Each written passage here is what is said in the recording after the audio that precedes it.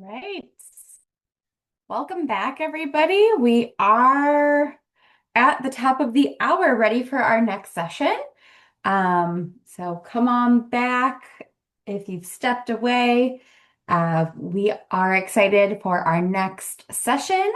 Our session presenter is Adrienne DeDona with JLA Public Involvement, and her session today is providing mutual benefit through public involvement. So, Adrienne, I will hand it over to you. Thank Thanks, you. Shyla. Right. I am going to share my screen here. So give me a sec and get my presentation pulled up.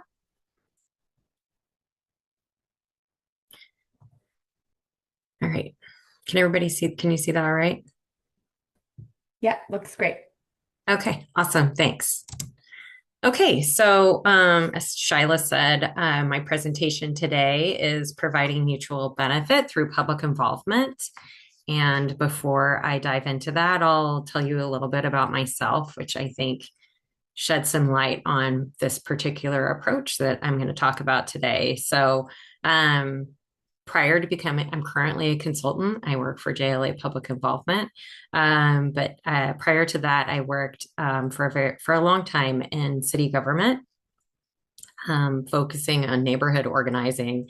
And so, with that, I developed sort of a grassroots approach to building capacity, training, and leadership, and really just growing civic involvement within the community. And through the work that I did as a neighborhood organizer, we saw lots of folks, really start out in neighborhood associations as neighborhood leaders and become elected leaders by kind of developing skills and really growing that civic muscle. So one of the folks I used to work with, a previous mentor of mine, she used to say, "You don't have to move to live in a better place." So that'll sort of be threaded through the conversation today. But now I've been working as a consultant for 18 years at JLA Public Involvement. And that's kind of led to this different perspective of just capacity building approach through my work in public involvement. Okay, so the purpose of this session really is about how public involvement activities can provide benefit beyond how they serve a project or a process or a government agency. It's really also thinking about how it can provide benefit to the people, the individuals who participate, and then beyond that, their communities that they live in. So today we're going to explore what that may look like, how we as practitioners can foster it in our work. Um, and it's not really a step-by-step process. It's really just a way of thinking. So I'm going to offer some examples and just talk through kind of how that could look at different levels of involvement on the public involvement spectrum. So as an agenda, we'll start with this approach, kind of description of what I mean by mutual benefit, share some examples. I have a video I'll play. And then we'll just kind of talk through different ways we can create mutual benefit in our projects with some more examples. And then we'll have some discussion. And prior to and after discussion, we'll have time for questions if you have them. So we can just pop those into the chat or raise your hand, but I'll probably hold off on questions until I get through the presentation portion. Okay. So what do I mean by mutual benefit? Sort of described in this Venn diagram here. It really occurs when an individual, their community, and the government agency that's leading this work benefit by being involved. So really the individual may, through their participation in a project or process, become more aware of government operations, processes, procedures, and build connections with staff and elected leaders, and really develop some leadership skills. Like I said earlier, they're really building that civic muscle and they're becoming more effective. And then as a result of the work of those individuals, the community ultimately benefits. by strengthening connections again with decision makers, building capacity with the community, receiving outcomes that really reflect their priorities, and really affecting that change. So that's where, we're not moving to live in a better place because we're affecting the change that we want and need in our communities to make them a great place. And we often think, from the perspective as how does a government agency or a project benefit from this community involvement? But ultimately, the agency makes better decisions because of that informed public input, and they're having folks potentially even shape their engagement programs, which become more effective, and they're really building that trust and relationships within their communities. And when all three of these areas kind of are engaged and connect, that's when mutual benefit occurs. And there's collaboration between community members, the public, and public agencies. There's the ripple effects when that occurs. We all benefit from increased trust, shared understanding, inclusive participation, and really create, like I said, a better place for us all to live and work. So here's the video that I'm going to play for you. It's about 4 minutes, I think. And this is really a compilation of 3 different individuals that participated in 3 different, very different projects, and sort of their perspectives on what kind of that engagement had for them, and how it led to other opportunities for them personally beyond the project or process that they were involved in.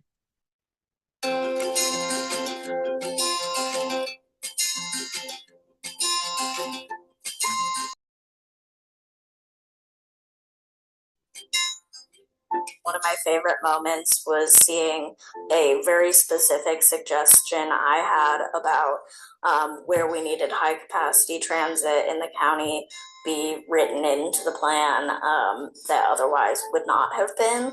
This was the first time I was on an advisory committee as a resident, sort of offering I was a shareholder both as a resident living in the proximity, and I was one of the younger people in the room. To be honest, I felt empowered. When you're asked to put your 2 cents in, it gives you the impression that people are listening. And I felt appreciated being part of that. Once again, to see it be a specific project with a specific end time, where you could see it all come together, see all the feedback as the process went along, it makes you feel like your time spent on it was absolutely worth it. I've always been somebody who was curious about governments and politics, just understanding that is where real change is often enacted. And this really was the first time I got that sort of link in between me just being a citizen, we're walking down the street, and being somebody who's deeply in tune with what's happening at City Hall. This was this sort of middle ground where I got to understand how some of the legwork gets done, how change doesn't start with someone just writing a bill. It starts with actually understanding what the community really wants, what their challenges are, and then building from there, and understanding that sometimes the conclusion you reach may be really different than what you thought was needed, and that was really cool to see in action. Honestly, some of the most important part about being involved in projects like this is then being able to be a community voice and expert on what's happening in the area, to be able to inform other people who may not have heard about it.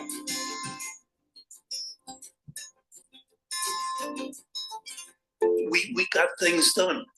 And we got things done in partnership with the staff of the city, who ended up helping me get more involved in community life downtown. I joined the Downtown Neighborhood Association and acted as the chair for several years. I got involved in my community through Clackamas County's Climate Action Task Force. The experience I had there and the people I met really inspired me to pursue a career path that would allow me to continue to be involved in my community as my job.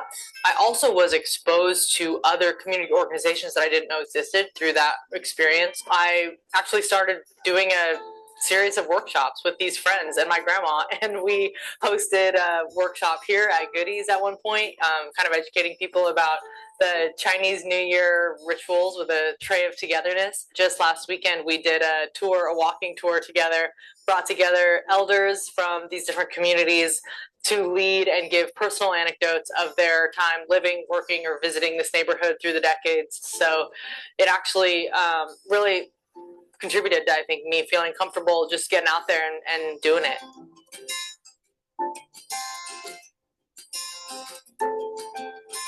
My name is Cassie Wilson. I'm the legislative manager at 1000 Friends of Oregon. I am Michael DeLuise. I'm a resident of Eugene, Oregon. Came out here 10 years ago, and we've made Eugene, Oregon our home. We're very happy here. My name is Lauren Yoshiko, and I'm a writer based in Portland, Oregon.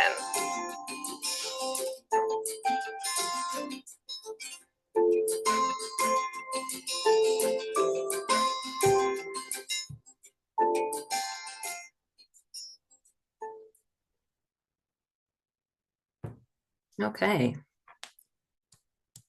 All right. Oops.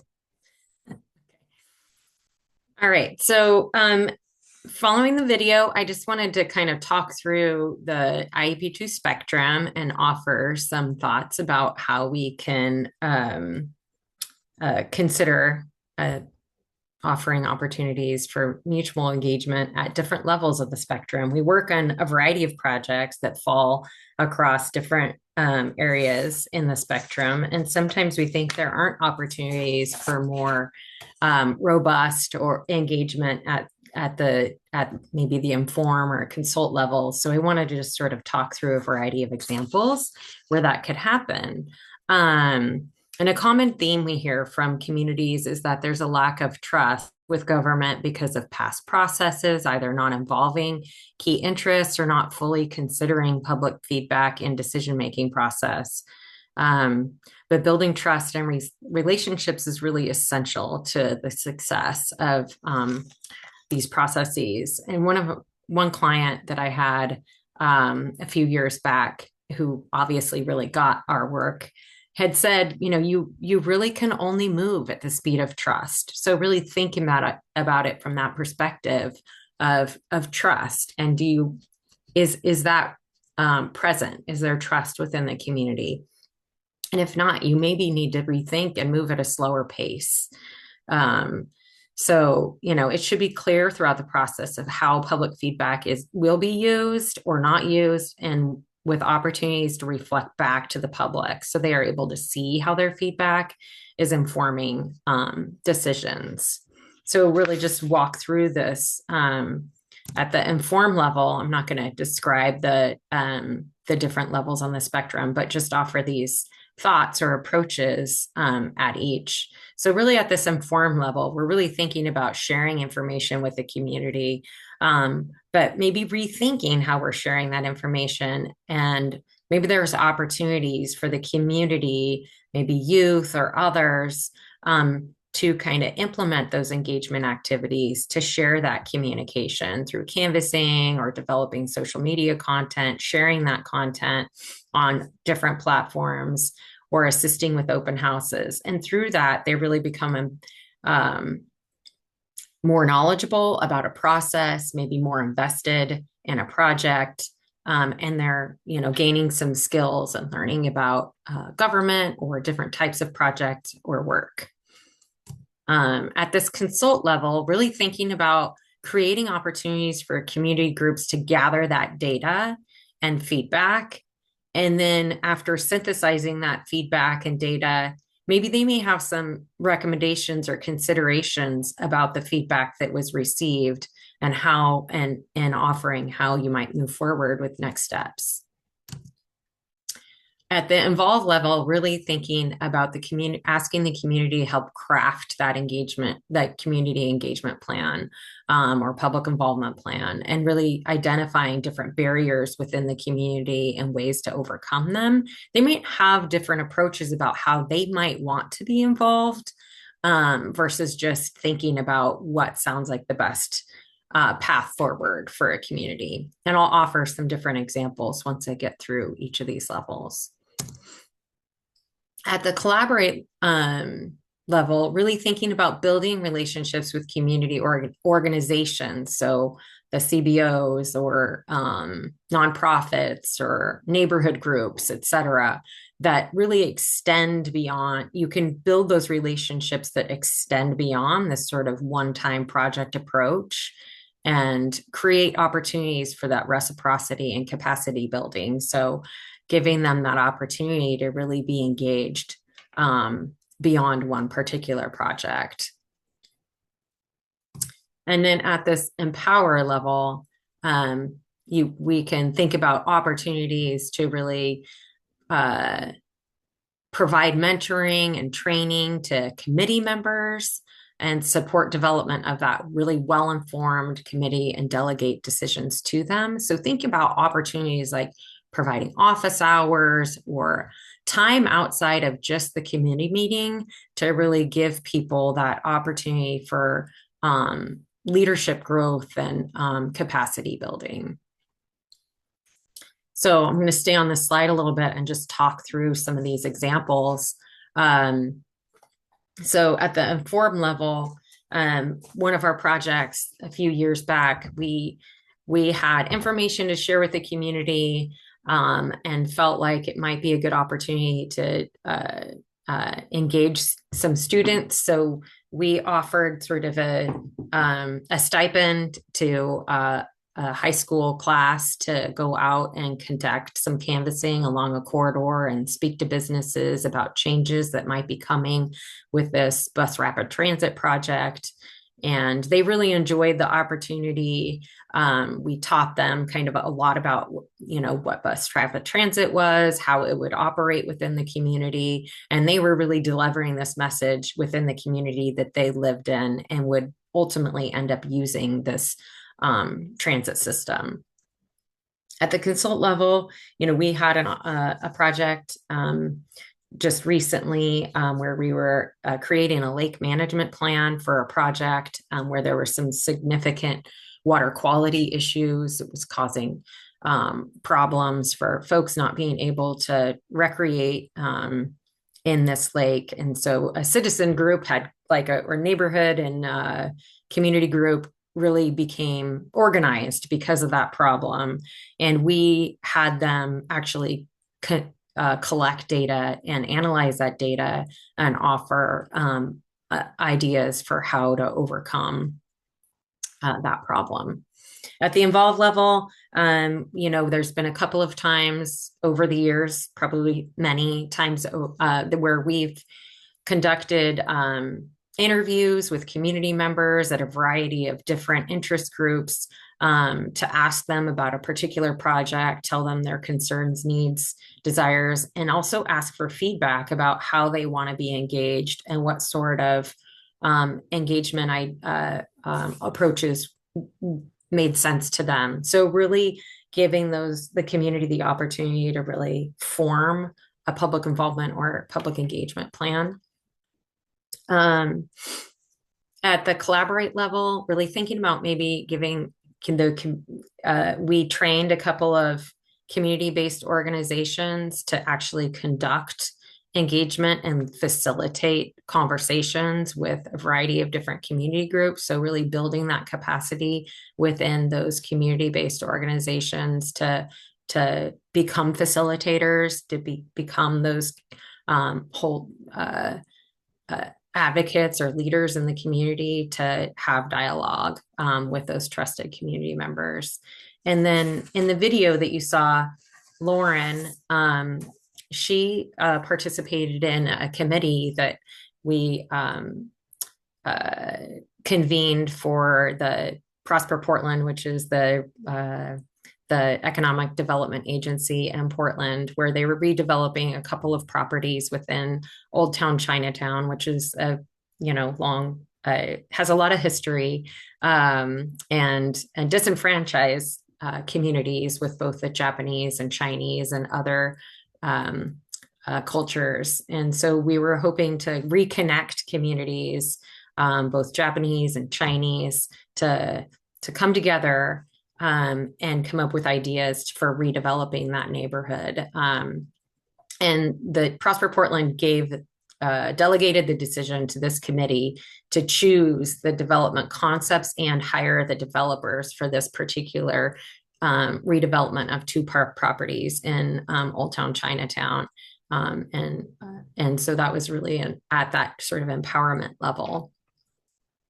Okay. All right.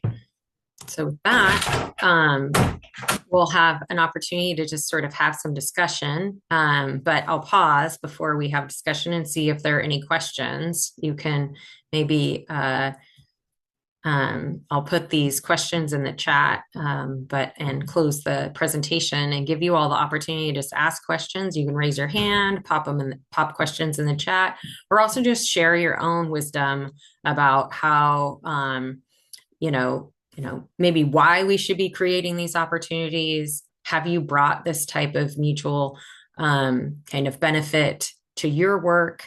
Or have you experienced this as a community member? So really just kind of want to hear from the group, share the wisdom in the room, and also give you opportunity to ask some questions before we close out. So I'm going to stop sharing so I can see folks. And then I'm going to put these questions in the chat for you.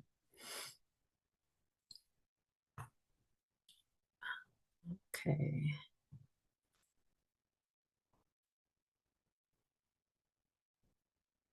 Okay. So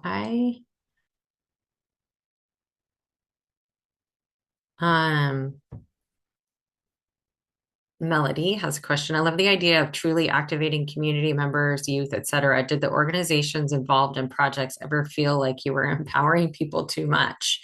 That's a great question. I haven't experienced that in the work that I've been doing where folks felt overly empowered, and particularly I would just kind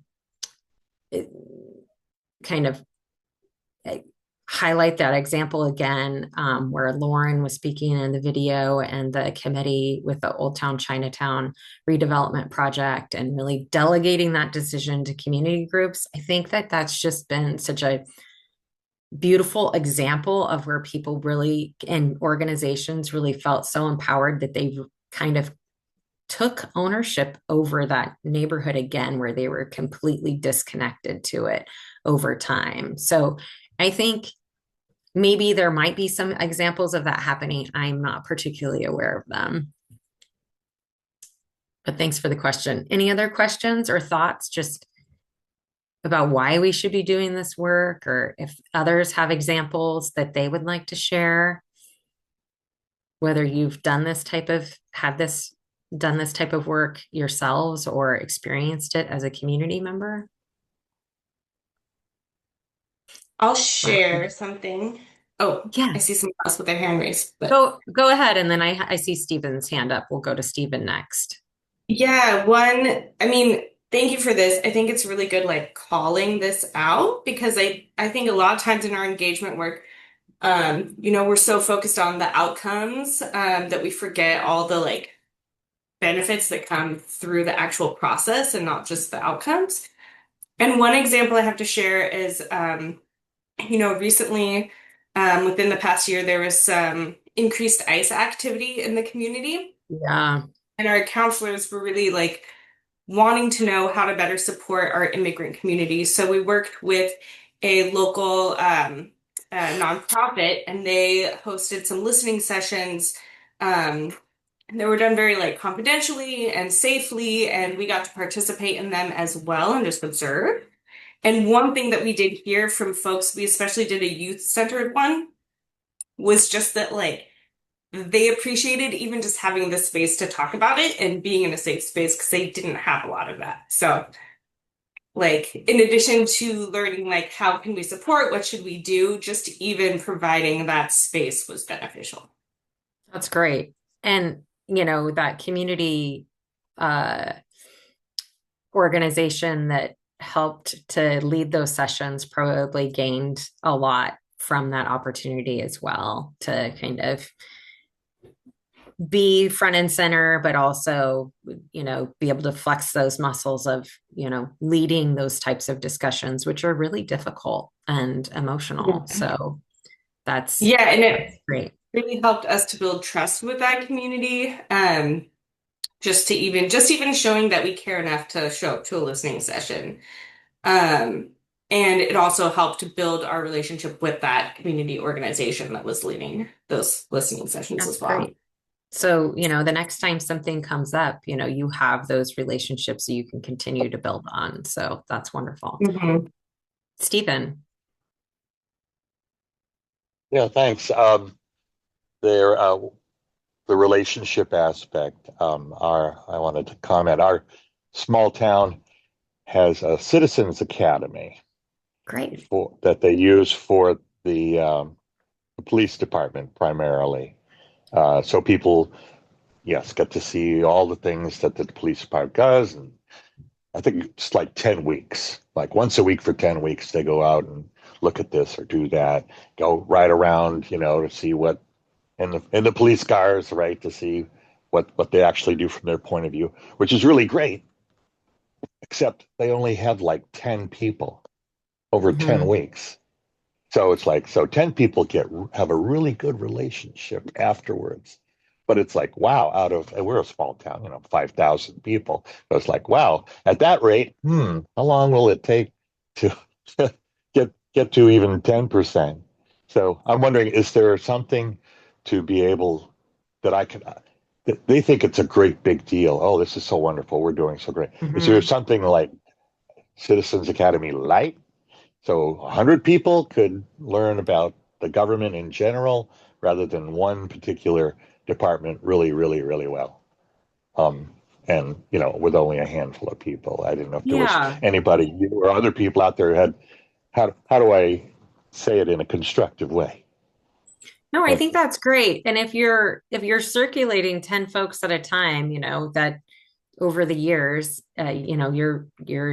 you're gaining a lot of uh, community leaders through that. But one thing you could consider is maybe other topics that you could bring folks in to learn about, like maybe different aspects of government, like uh,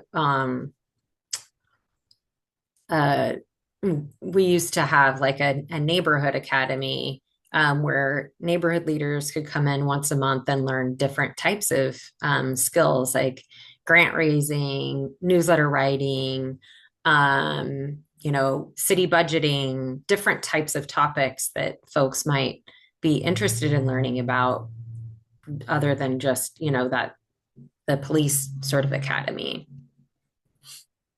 Um, so that might be an opportunity. Thank, thank you. I'm retired, so I'm outside. I have to do it in a constructive way, Sure, so that right. Yeah, and so it doesn't sound because yeah, yeah. people. It's the dilemma of public participation where you're telling them something they might be missing, but it Well, has to be good in a for constructive way where they don't get defensive. Yeah. well, I think that's I commend you for that, and kudos to you for being engaged in your community. Thank you. Yeah, Mary. Oh, you're on mute, Mary. There. There you Thank you. go. No, and thinking about what you've been talking about, it makes me think of the fairness triangle, if you're familiar with the fairness triangle. And I think that's a really important touch point. And there's lots of information about fairness triangles. I first came across it in terms of regulatory relationships and Mm-hmm. a regulatory ombudsman. But just the importance of that relationship is always, part of that third element of the triangle. Whatever kinds of ombudsmanship, whether it's at universities where they have ombudsmen or regulatory bodies, etc. And the other one is that people may or may not be as aware of that IAP2 has been building out their pillars. And so the one of the 5 pillars is relationships. And I think it was that idea to put that emphasis on relationships of the people that we engage with today, or the people probably that we engaged with yesterday, and they will be the people that we'll be engaging with tomorrow. So Thanks so much for sharing that, Mary. And yeah, those relationships, like you said, have ripple effects, as you mentioned. It's like, you build and sustain and foster those relationships, that strengthens communities through that trust. So that's great. Thank you for sharing those two examples. Appreciate it. Other questions or just thoughts and feedback? Other folks want to share examples within their communities or things that they've observations?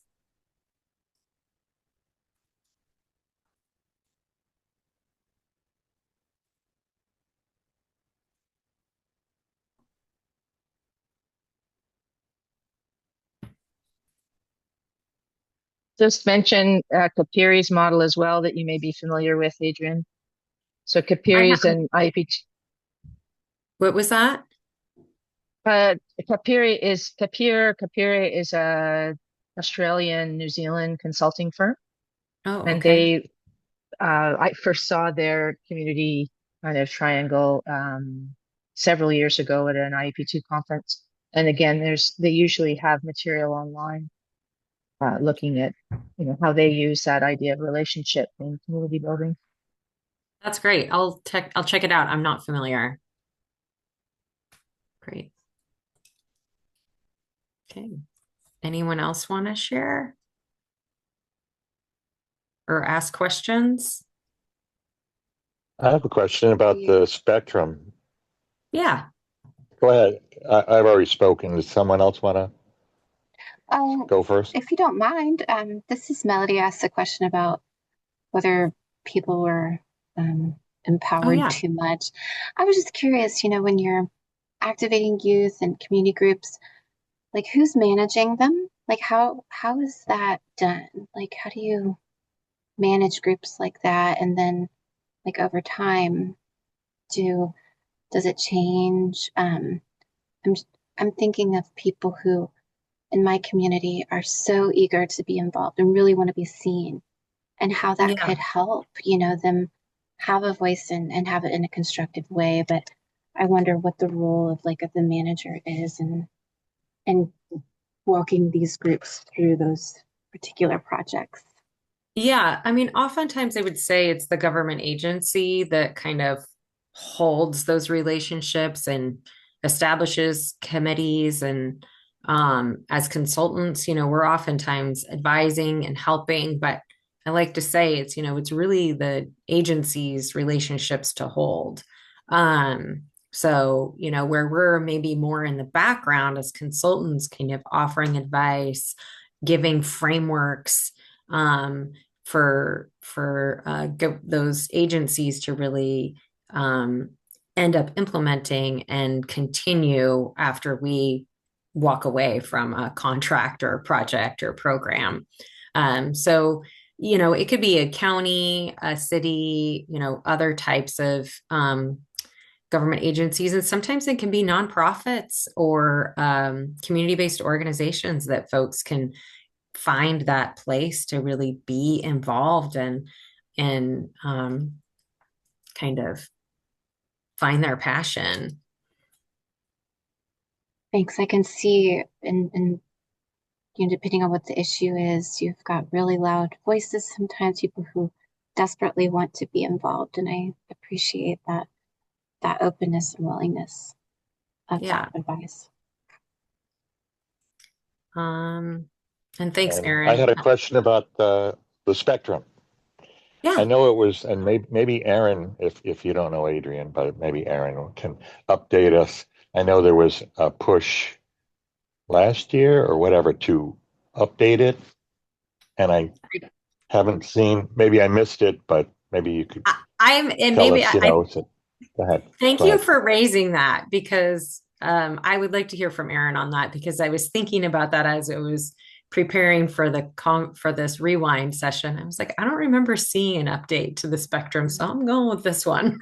Yes, Go ahead, absolutely. Erin. No, so you haven't missed anything. That project is still in process, and as you all know, as public participation professionals, that oftentimes timelines need to be reviewed or extended and so forth. And so you haven't heard anything because I do not have anything to share yet, but it is still in process.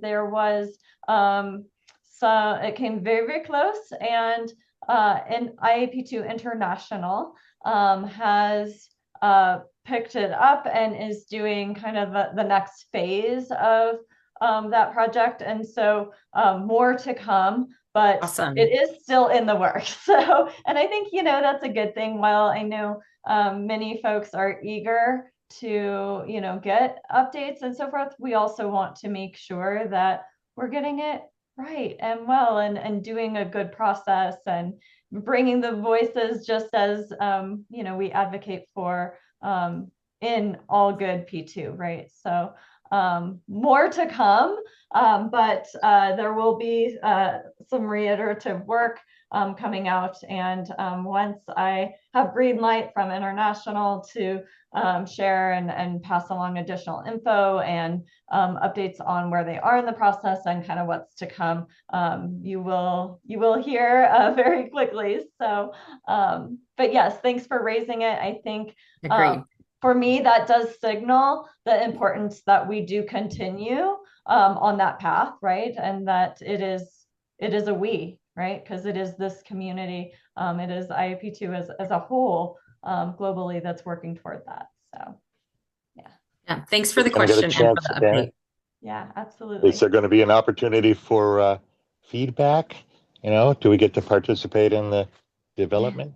Yeah. So again, there will be another phase. And so once I have what that looks like, I will definitely share it. Yeah. Okay. Thank you. Thanks. I wanted to make sure we walked the talk. So thanks. Absolutely. Yeah. Thank you. That's great. Other questions? Oh, Mary, thank you for putting that information in the chat for the fairness triangles, the capris. How do you pronounce that again? You said it earlier, Mary. The consulting triangle from Australia and New Zealand. Oh, Mary, you're on mute again. Sorry.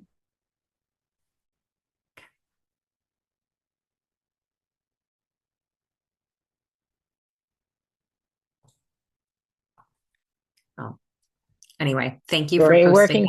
yes, There you go. sorry for working on my laptop. Yeah. How do you pronounce that? The name of that consulting firm? Do you know what I say, Kapiri? And just pronounce Kapiri. the E? Yeah, but I could be wrong. That's probably right. It looks kind of the way it's spelled. Okay. Well, great. Thank you so much for sharing that. Any other thoughts share? Just additional wisdom, questions? I have a question that might be a little out of scope.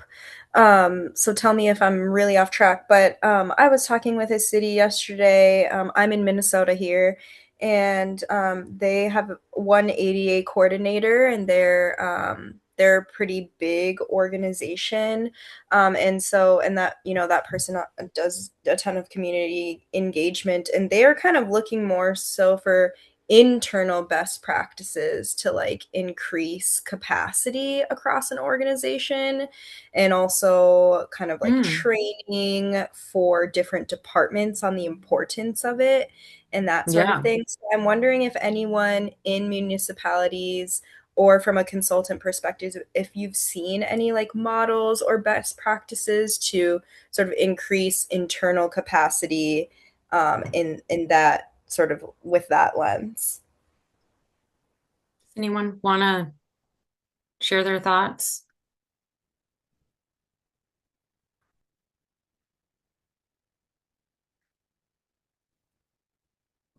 Anyone working in government that might have some thoughts to share there? Well, I sort of have like a tangential thought that I was thinking about that this kind of also brought into mind looking at, that final slide of the mutual benefit on the IAP2 spectrum where you provide all those sort of examples of how to incorporate like more connection, more engagement throughout all of those like informed consult involved collaborating and whatnot. And I was thinking too, I was like, well, are we kind of like, are we like asking the community to do our work for us? In some ways, so are we adding capacity? But then I was thinking, and I was like, yeah, but actually coordinating and organizing all of these sometimes is just as much work as doing the actual work. And so I don't really have insight, but I just kind of was like thinking about like how much work is it to like establish these programs versus do it ourselves versus how can we, build capacity without making it too much work. Anyways, sorry, that wasn't really answering the question, but just kind of the thoughts that are coming to my head. Yeah, it can be a lot of effort, right? But kind of putting that investment into our organizations and the community pays dividends in the end. Like it said, there's those ripple effects. And to answer maybe that earlier question about building capacity internally within an organization, I think there are opportunities to maybe there's opportunities to have like brown bag sessions within an organization where you have different topics of, best practices around community organizing or, um, uh, you know, dealing with conflict or just teaching about different organizations that exist within the community so that folks have kind of these the skill set that they need to kind of do this community building work. So, and there's kind of opportunities to kind of create that within organization if you have the ability, to just kind of maybe start, like I said, with brown bag luncheons, where you're just talking to each other and asking questions and sharing advice, kind of like this. That might be a place to start for you. Okay, we're almost at time, and I just wanted to give folks an opportunity to share some reflections. So I'm gonna share a little Mentimeter and give you the opportunity to share some feedback, just kind of in 3 words or less. Give me a sec to copy the link and put it in the chat, and then I'll share it on screen. To just 3, what were your key takeaways or observations in 3 words or less in this Mentimeter? And I'll create a little word cloud and I'll pop it on the screen, and hopefully we can be inspired for the day. And I have one more thing to share with you from there.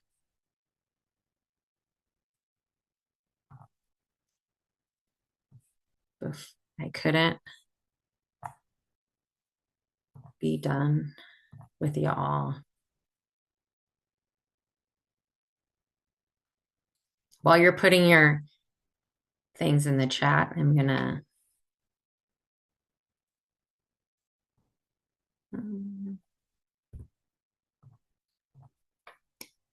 sorry, I'm having issues sharing.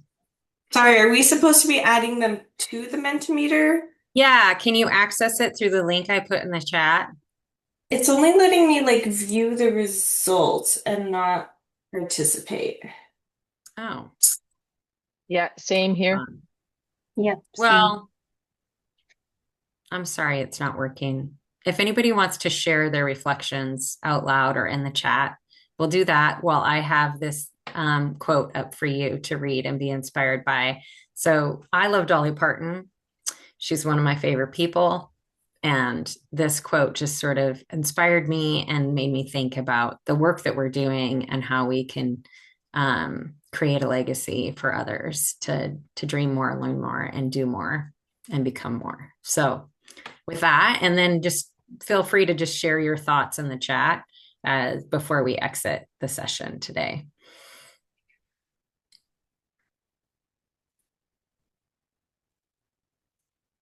Just sort of what were your key takeaways or observations? How might you be inspired to do this in the future?